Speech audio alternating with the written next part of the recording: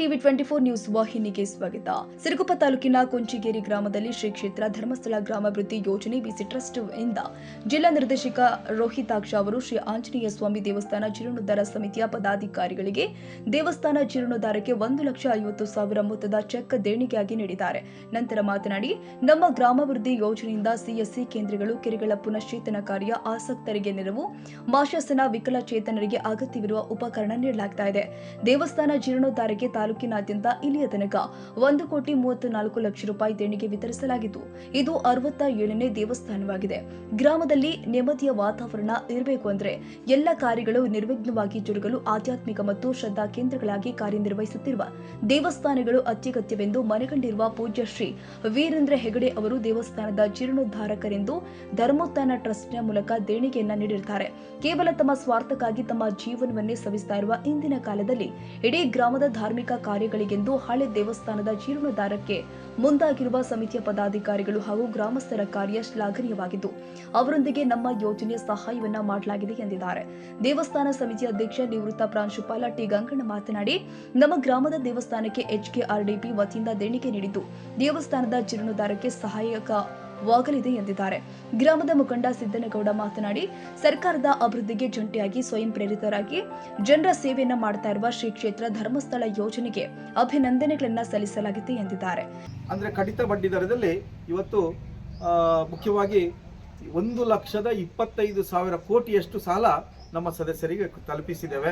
ಇದರಲ್ಲಿ ಇದು 1-2 ಕೋಟಿ ಅಲ್ಲ, 1 ಲಕ್ಷದ. ಅದು ಕೂಡ ನಾವು ರಾಷ್ಟ್ರೀಕೃತ ಬ್ಯಾಂಕಿನ ಇಲ್ಲಿ ಕರ್ನಾಟಕ ಗ್ರಾಮೀಣ ಬ್ಯಾಂಕಿನಲ್ಲಿ ಈ ಜಿಲ್ಲೆಯಲ್ಲಿ ಒಪ್ಪಂದ ಮಾಡಿಕೊಂಡು BCಯಾಗಿ ಕೆಲಸ ಮಾಡಿ ಅವರ ಮನೆ ಬಾಗಿಲಿಗೆ ತಲುಪಿಸುವಂಥ ಕೆಲಸವನ್ನು ಮಾಡ್ತಾ ಇದ್ದೇವೆ.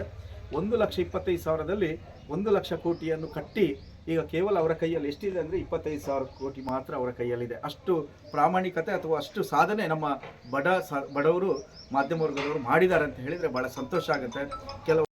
ಕೇವಲ ಹಣದಿಂದ ಮಾತ್ರ ಸಾಧ್ಯ ಇಲ್ಲ, ಅದು ಎಲ್ಲವಾದಂಥ ಧನಾತ್ಮಕವಾದಂಥ ಆತ್ಮವಿಶ್ವಾಸ ರೂಪಿಸ್ಕೊಳ್ಬೇಕು.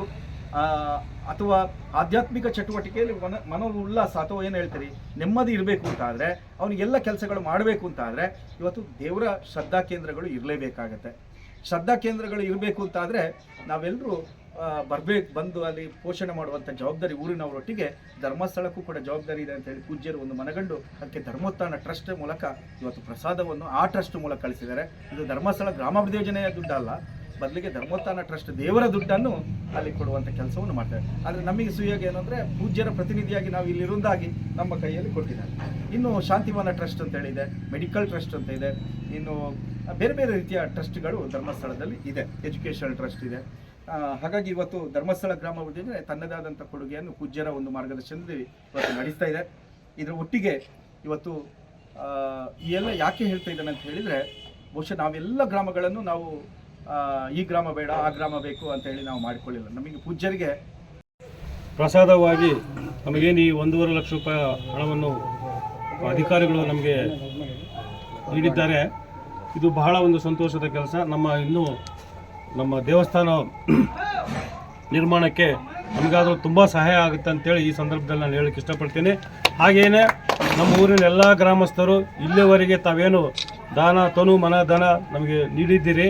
ಇದೇ ವೇಳೆ SKRDP ಯೋಜನೆಯ ತಾಲೂಕು ಯೋಜನಾಧಿಕಾರಿ ಸುಧೀರ್ ಹಾಂಗಳೂರು, ಗ್ರಾಮ ಪಂಚಾಯಿತಿ ಅಧ್ಯಕ್ಷ ಹಳ್ಳಿ ಬಸವರಾಜ್, ಸದಸ್ಯರು ಆದ ಶಾಂತಮ್ಮ, ಮುದ್ದಿರಮ್ಮ, ದೇವಸ್ಥಾನ ಸಮಿತಿಯ ಕಾರ್ಯದರ್ಶಿ ಆದಿ ಬಸವರಾಜ್, ಅರ್ಚಕ ಬಸವರಾಜ್, ಮುಖಂಡರು ಆದ ಮುದ್ದು ಬಸಪ್ಪ, ಹೊನ್ನೂರಪ್ಪ, ಡಿ ಉಮಾಪತಿ ಸೇರಿ ಮತ್ತಿತರರು ಉಪಸ್ಥಿತರಿದ್ದರು. Honnurappa, Siruguppa, TV 24 news. ಕನ್ನಡಿಗರ ಮೆಚ್ಚಿನ ನಿಮ್ಮ ಟಿವಿ 24 ಕನ್ನಡ ನ್ಯೂಸ್ ವಾಹಿನಿ ಇದೀಗ ಟಿವಿಯಲ್ಲಿ ಲಭ್ಯ. ಕರ್ನಾಟಕ ಮತ್ತು ದೇಶ ವಿದೇಶದ 360 ಡಿಗ್ರಿ ಸುದ್ದಿ ಹಾಗೂ ಉತ್ತರ ಕರ್ನಾಟಕ, ಬೆಳಗಾವಿ, ಬಾಗಲಕೋಟೆ, ಧಾರವಾಡ, ಹಾವೇರಿ, ಗದಗ, ಬಿಜಾಪುರ ಜಿಲ್ಲೆಯ ಕ್ಷಣ ಕ್ಷಣದ ವಿವರವನ್ನ ಪಡೆಯುವುದಕ್ಕೆ ಟಿವಿ 24 ಕನ್ನಡ ನ್ಯೂಸ್ ವಾಹಿನಿಯನ್ನ ಲೈಕ್ ಮಾಡಿ, ವಿಡಿಯೋಗಳನ್ನ ಶೇರ್ ಮಾಡಿ, ಕಮೆಂಟ್ ಮಾಡುವ ಮೂಲಕ ನಮ್ಮ ವಾಹಿನಿಗೆ ಸಹಕಾರ ನೀಡಿ ಮತ್ತು ಚಾನೆಲ್ ಅನ್ನ ಸಬ್ಸ್ಕ್ರೈಬ್ ಮಾಡಿ. Thank you.